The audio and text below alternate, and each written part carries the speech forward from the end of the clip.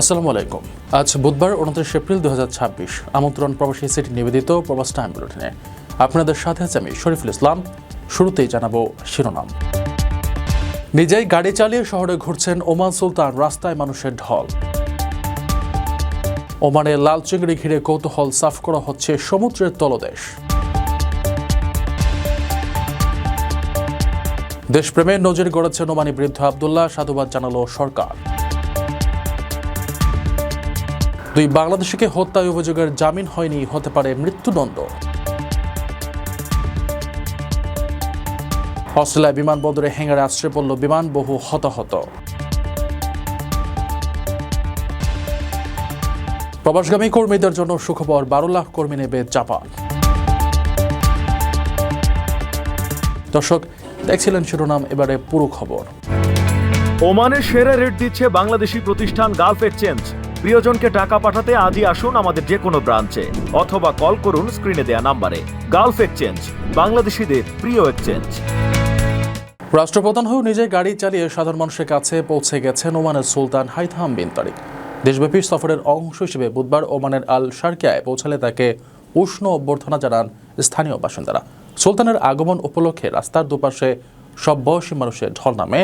এ সময় নিজের গাড়ি চালিয়ে যাওয়ার পথে হাসি মুখে হাত নেড়ে জনতার ভালোবাসার জবাব দেন তিনি। রাষ্ট্রপ্রধান তিনি, অথচ কোনো প্রথাগত আড়ম্বর নেই। রাজকীয় প্রোটোকল থাকলেও নিজের গাড়ির স্টিয়ারিং ধরেছেন ওমানের সুলতান হাইথাম বিন তারিক। নিজেই গাড়ি চালিয়ে পৌঁছে গেলেন সাধারণ মানুষের একদম কাছাকাছি। বুধবার ওমানের উত্তর আল শারকিয়ায় এমন বিরল আনন্দঘন দৃশ্যের সাক্ষী হয়েছেন স্থানীয় বাসিন্দারা। দেশব্যাপী সফরের অংশ হিসেবে এদিন আল শারকিয়ায় পৌঁছালে তাকে উষ্ণ অভ্যর্থনা জানান স্থানীয় নাগরিক ও কর্মকর্তারা। সুলতানের আগমন উপলক্ষে ইব্রার রাস্তার দুপাশে জড়ো হন সব বয়সের মানুষ। এ সময় নিজের এইচইউভি গাড়িটি চালিয়ে যাওয়ার পথে হাসিমুখে হাত নেড়ে জনতার ভালোবাসার জবাব দেন সুলতান। তার উপস্থিতিতে সাধারণ মানুষের মধ্যে এক অন্যরকম উচ্ছ্বাস ও আবেগ ছড়িয়ে পড়ে। জনতা পরম শ্রদ্ধার সঙ্গে তাদের রাষ্ট্রনেতাকে বরণ করে নেন।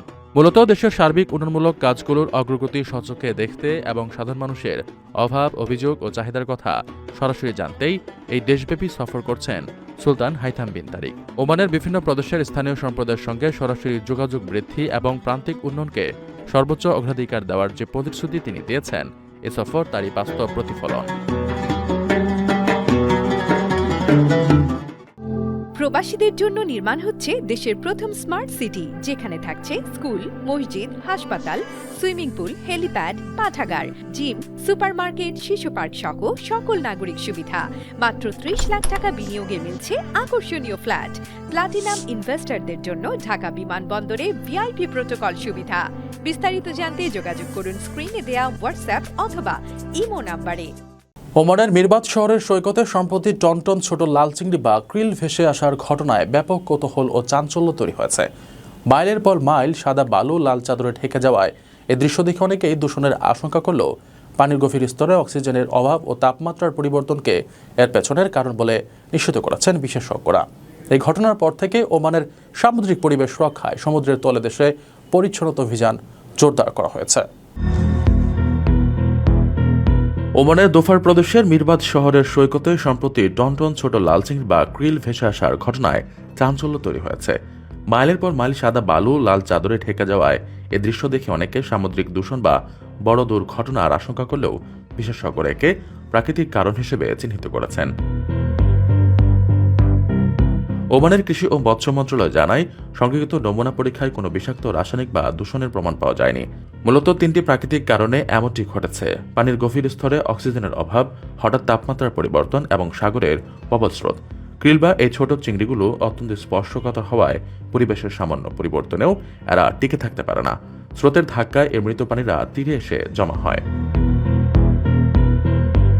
বিজ্ঞানীদের মতে এই প্রজাতিটির নাম চ্যালেঞ্জার রোসেরজিয়া উমিতাকায়, যা ওমান ও ইয়েমেন উপকূলে প্রতি 1 থেকে 3 বছর অন্তর প্রাকৃতিকভাবেই দেখা যায়। এদের সাগরের থার্মোমিটার বলা হয়, কারণ এরা সমুদ্রের পরিবেশের ভারসাম্যহীনতার প্রথম সংকেত দেয়। কর্তৃপক্ষ সৈকত থেকে এই চিংড়ি কুড়িয়ে খেতে নিষেধ করেছে।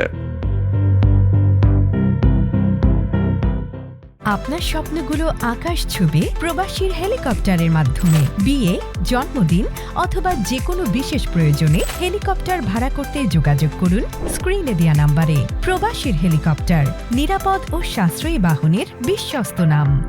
মানুষের হাততালির কোনো মোহ ছিল না তার। নিজের পকেটের টাকায় 15 বছর ধরে সমুদ্র সৈকত পরিষ্কার করে আসছিলেন ওমানের প্রবীণ নাগরিক আবদুল্লাহ বিন মোহাম্মদ মিফতা। প্রচার বিমুখ এই প্রবীণের মহৎ কাজের কথা সাম্প্রতিক সামাজিক যোগাযোগ মাধ্যমে ব্যাপকভাবে ছড়িয়ে পড়ে। এবার জন্মভূমির প্রতি তার এই অকৃত্রিম ভালোবাসায় সরকারি স্বীকৃতি দিয়েছে দেশটির পরিবেশ কর্তৃপক্ষ। সংস্থাটি ভালোবেসে তাকে আবদুল্লাহ চাচা সম্বোধন করে তার এই কাজকে সুনাগরিকত্বের অনন্য দৃষ্টান্ত হিসেবে আখ্যায়িত করেছে। মানুষের হাততালির কোনো মোহ তার ছিল না। নিজের পকেটের টাকায় ব্যাগ কিনে টানা 15 বছর ধরে সমুদ্র সৈকত পরিষ্কার করে আসছিলেন ওমানের প্রবীণ নাগরিক আবদুল্লাহ বিন মোহাম্মদ মিফতা। সামাজিক যোগাযোগ মাধ্যমের কল্যাণে সম্প্রতি তার এই মহৎ কাজের কথা ছড়িয়ে পড়ে চারদিকে। এবার জন্মভূমির প্রতি তার এই অকৃত্রিম ভালোবাসার স্বীকৃতি জানিয়েছে দেশটির পরিবেশ কর্তৃপক্ষ। সংস্থাটির ভেরিফাইড হ্যান্ডেল থেকে মোসান্দাম প্রদেশের বুখা এলাকার এই বাসিন্দাকে ভালোবেসে আবদুল্লাহ চাচা বলে সম্বোধন করা হয়েছে। সংস্থাটি বার্তায় জানিয়েছে, বছরের পর বছর ধরে মোসান্দাম সৈকত পরিষ্কার করার ক্ষেত্রে আবদুল্লাহর এই আন্তরিক চেষ্টাকে তারা সাধুবাদ জানায়। তার এই কাজকে সুনাগরিকত্ব ও পরিবেশগত দায়িত্ববোধের প্রতিচ্ছবি হিসেবে আখ্যায়িত করেছে কর্তৃপক্ষ। একই সঙ্গে তার অবদানকে জন্মভূমির প্রতি অবাধ ভালোবাসার মূর্ত প্রতীক বলে বার্তায় উল্লেখ করা হয়। প্রচার বিমুখ এই প্রবীণের দৈনন্দিন কাজের রুটিনও বেশ চমকপ্রদ। বয়সের ভার তাকে দমাতে পারেনি, বরং প্রতিদিন নিয়ম করে 2-3 এমনকি কখনো কখনো 4 বারও সৈকতে পরিচ্ছন্নতার কাজ করতে ছুটে যান তিনি। যুক্তরাষ্ট্রের ফ্লোরিডায় 2 বাংলাদেশি পিএইচডি শিক্ষার্থীকে হত্যার ঘটনায় অভিযুক্ত ফিলিস্তিনি বংশোদ্ভূত হিশাম সালেহ আবু গর্ভের জামিন আবেদন নাকচ করে তাকে কারাগারে রাখার নির্দেশ দিয়েছেন আদালত। বিচারক জানিয়েছেন, হিশামের বিরুদ্ধে সর্বোচ্চ মাত্রার 2টি হত্যা ও অস্ত্র রাখার সুনির্দিষ্ট অভিযোগ আনা হয়েছে। এসব অভিযোগ সন্দেহাতীতভাবে প্রমাণিত হলে দোষী সাব্যস্ত এই ঘাতকের সর্বোচ্চ শাস্তি হিসেবে মৃত্যুদণ্ড হতে পারে। যুক্তরাষ্ট্রে 2 বাংলাদেশি পিএইচডি শিক্ষার্থীর খুনির সন্দেহে গ্রেফতার ফিলিস্তিনি বংশোদ্ভূত হিশাম সালেহ আবু গর্ভের জামিন আবেদন নাকচ করে আটক রাখার নির্দেশ দিয়েছেন আদালত। মঙ্গলবার হিলসবোরো কাউন্টির একটি আদালতের বিচারক লোগান মার্ফি এ আদেশ দেন। এদিনের সংক্ষিপ্ত শুনানিতে বিচারক মার্ফি আসামি আবু গর্ভকে সাক্ষী বা ভুক্তভোগীদের পরিবারের সঙ্গে কোনো ধরনের যোগাযোগ না করার নির্দেশ দিয়েছেন। টাম্পা বে 28-এর প্রতিনিধি জুডা উইলিয়ামস মঙ্গলবার শুনানি চলাকালে আদালত কক্ষে উপস্থিত ছিলেন। তিনি সাউথ ফ্লোরিডা বিশ্ববিদ্যালয়ের ট্যাম্পা ক্যাম্পাসেও গিয়েছিলেন। সেখানে শিক্ষার্থীরা নিজেদের 2 সহপাঠীকে এভাবে হারানোর দুঃখে এখনও শোকাচ্ছন্ন। ক্যাম্পাসের বাইরে বাসা ভাড়া করে থাকা নিয়েও তারা চরম নিরাপত্তা উদ্বেগে ভুগছেন। আদালতের নথি অনুযায়ী আবু গর্ভের বিরুদ্ধে সর্বোচ্চ মাত্রার 2টি হত্যা, অস্ত্র রাখার অভিযোগ সহ আরও কয়েকটি অভিযোগ আনা হয়েছে। দোষী সাব্যস্ত হলে তার সর্বোচ্চ শাস্তি মৃত্যুদণ্ড হতে পারে। তবে আবু গর্ভের সর্বোচ্চ শাস্তি চাইবেন কিনা প্রসিকিউটররা তা এখনও জানাননি। মঙ্গলবার সকালে হওয়া এই শুনানির সময় আবু গর্ভ আদালত কক্ষে উপস্থিত ছিলেন না। পাবলিক ডিফেন্ডার জেনিফার স্প্যাটলি আগের দিন সোমবারই বলে দিয়েছিলেন তার দপ্তর এ বিষয়ে কোনো মন্তব্য করবে না। অস্ট্রেলিয়ার এডিলেডে উড্ডয়নের পরপরই একটি 2 ইঞ্জিন বিশিষ্ট উড়োজাহাজ নিয়ন্ত্রণ হারিয়ে বিমানবন্দরের হ্যাঙ্গারে আশ্রয় পড়েছে। দুর্ঘটনার পরপরই উড়োজাহাজটিতে ভয়াবহ বিস্ফোরণ ঘটে এবং আগুন ধরে যায়। এতে ঘটনাস্থলে পাইলট ও এক যাত্রী মৃত্যু হয়। আরও অন্তত 11 জন মারাত্মকভাবে দগ্ধ আহত হয়েছেন। আহতদের দ্রুত উদ্ধার করে হাসপাতালে ভর্তি করা হয়েছে, যাদের মধ্যে কয়েকজনের অবস্থা আশঙ্কাজনক বলে জানিয়েছেন চিকিৎসকরা। একটি বিমানবন্দরে উড়োজাহাজ বিধ্বস্ত হয়ে 2 জন নিহত হয়েছেন। এ ঘটনায় দগ্ধ আহত অবস্থায় হাসপাতালে ভর্তি করা হয়েছে আর অন্তত 11 জনকে। বুধবার বেলা 2টার দিকে অস্ট্রেলিয়ার এডিলেড শহরের উপকণ্ঠে প্যারাফিল্ড বিমানবন্দরে এই দুর্ঘটনা ঘটে। সংবাদ মাধ্যমের খবরে বলা হয়েছে, উড্ডয়নের পরপরই ডায়মন্ড DF42 মডেলের 2 ইঞ্জিন বিশিষ্ট হালকা উড়োজাহাজটি নিয়ন্ত্রণ হারিয়ে বিমানবন্দরের 54 নম্বর হ্যাঙ্গারে সজোরে আশ্রয় পড়ে। দুর্ঘটনার পরপরই উড়োজাহাজটিতে বিস্ফোরণ ঘটে এবং হ্যাঙ্গারে আগুন ধরে যায়। পুলিশ নিশ্চিত করেছে উড়োজাহাজের ভেতরে থাকা পাইলট ও অপর এক যাত্রী ঘটনাস্থলে নিহত হন। জানা যায়, দুর্ঘটনা কবলিত হ্যাঙ্গারটি উড়োজাহাজ রক্ষণাবেক্ষণ এবং প্রশিক্ষণার্থীদের শ্রেণীকক্ষ হিসেবে ব্যবহৃত হতো। সাউথ অস্ট্রেলিয়ার পুলিশ জানিয়েছে, দুর্ঘটনার সময় ওই হ্যাঙ্গারের ভেতরে বেশ কয়েকজন শিক্ষানবিশ পাইলট ও কর্মী উপস্থিত ছিলেন। আহত 11 জনকে দ্রুত উদ্ধার করে হাসপাতালে ভর্তি করা হয়েছে। চিকিৎসকদের তথ্য মতে আহতদের মধ্যে একজনের শরীরের বড় একটি অংশ পড়ে গেছে এবং তার অবস্থা আশঙ্কাজনক।